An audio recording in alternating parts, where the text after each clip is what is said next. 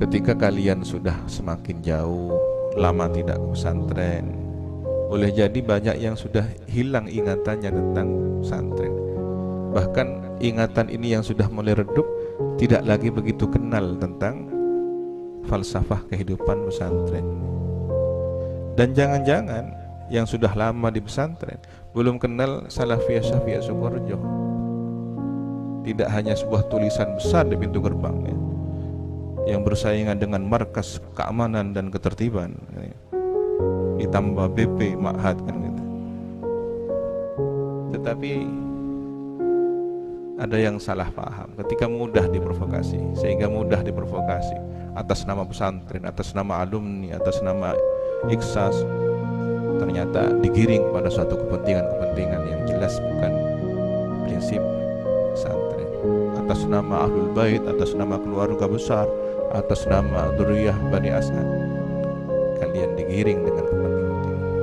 Pahami bahwa pesantren Salafiyah Syafi'iyah yang ditanam oleh Kiai Samsul ini, bijinya sudah tumbuh 100 tahun berupa pohon besar.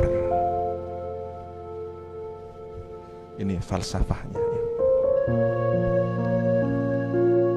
Memang benar pohon besar yang di sebelah ini sudah dipugar, sudah ditebang. Kenapa? Karena yang dibangun oleh Kiai Samsul adalah pohon besar maknawi, tidak lagi fisik. Memang benar hutan yang dulu di sini adalah belantara dengan segala binatang buasnya sudah menjadi peradaban santri. Tetapi sebenarnya isyarah bagi kita bahwa yang perlu kita gusur adalah kebinatangan kita sendiri. Hukum rimba yang ada dalam kehidupan kita sendiri, siapa yang kuat dia yang menang. Ini yang harus dihilangkan menjadi kampung santri.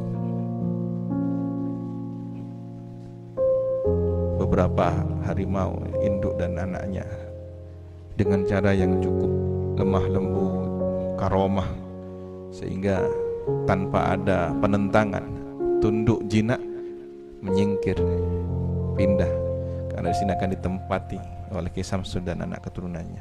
Ini cara menundukkan kebinatangan kita dengan karomah yang merupakan buah dari keistiqomahan.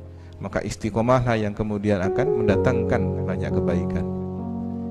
Jangan tinggalkan rotibul haddadnya, jangan tinggalkan wirdul latifnya, hizbun nawawinya, syawarikul anwarnya, jangan tinggalkan al-munfarijah, ishtaddi azmatu tanfariji ya arhamar rahiminya. Ini adalah sokmanah santri Sokaraja, ruh. Maka pohon besar yang sudah ditanam ini secara maknawi oleh Kiai Samsul, dirawat oleh Kiai As'ad, dijaga, dipertahankan oleh Kiai Fawaid, kita merasakannya hingga hari ini. Dengan rantingnya, dengan dahannya, daun-daun dan buahnya yang cukup lebat, banyak yang berteduh di pohon besar Salafiyah Syafi'iyah Sukoharjo. Maka jangan terjebak kalian. Ada orang bawa kain diselimuti, lalu berubah warna pohon itu. Ini adalah selimut warna pohon Salafiyah Syafi'iyah Sukoharjo. Nah, ini adalah selimut yang mungkin akan lepas 5 tahunan. Begitulah dinamika. Memang para masyayikh kita tidak pernah lepas dari strategi politik untuk memperjuangkan agama ini. Kiai Samsul dengan zaman kebangsawanan, ya, peradaban dari sisa-sisa kerajaan menuju republik, maka strateginya adalah memberikan gelar kepada Kiai As'ad Raden. Ini strategi beliau, sehingga banyak adipati yang tunduk pada Kiai Samsul. Santri-santrinya disebarkan menjadi guru ngaji murokjong. Karena guru ngaji ini adalah pintu utama.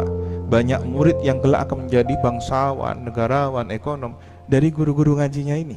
Ini adalah strategi Cah Angun mengayomi. Strategi inilah yang kemudian berkahnya sampai sekarang. Di zaman Kiai As'ad ada strategi baru. Setelah dapat amanat tongkat dan tasbih, lahirlah Jam'iyah Nahdlatul Ulama. Zaman Kiai Samsul belum ada itu. Ya. Kiai Samsul menututi sampai tahun 51. NU masih baru. 26 baru lahir. Maka Kiai As'ad dengan strategi NU-nya, bahkan ketika NU menjadi partai politik pun, beliau adalah jurkam utamanya.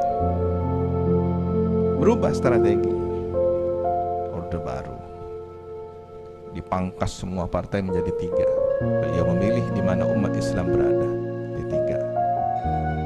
Jadi itu adalah hal yang dinamika kehidupan. Kefawaid dari P3, PKB, sekarang P3 lagi hingga akhir hayat.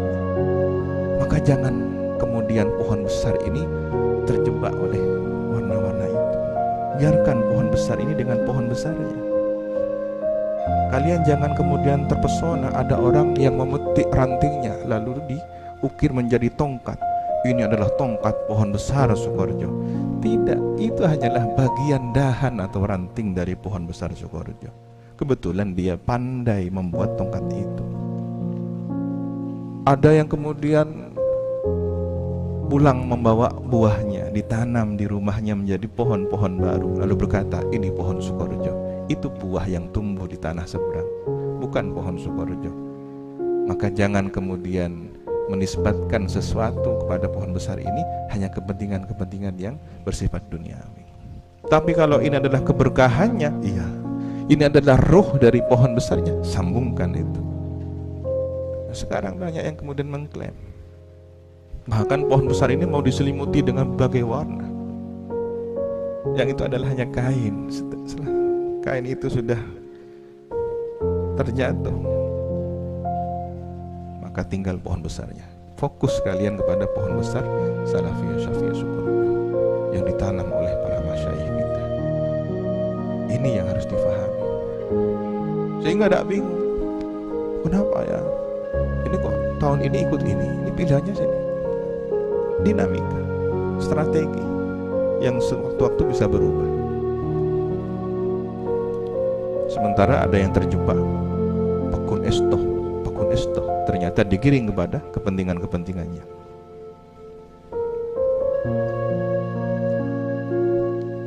Estoh itu bukan musiman, Estoh itu sepanjang hayat. Jadi dipahamkan ya. Guru kalian itu sangat membanggakan ketika anak muridnya satu pikiran, satu perjuangan. Tetapi dia tidak akan memaksakan kehendak dengan keluasan ilmunya. Seorang murabbi pasti akan memahami tentang perbedaan furu'iyah, perbedaan ijtihad itu dihargai. Dauhnya guru kita, para masyayikh kita, amit jong abel, asalkan dipamiti dengan baik, minta izin, minta arahan, sehingga kalau itu benar dipersilahkan, tapi kalau salah diarahkan. Bukan semaunya sendiri. Ketika nasihat gurunya tidak sesuai dengan selera, maka kemudian menjadi musuh, bahkan berkhianat kepada gurunya sendiri. Na'udzubillah.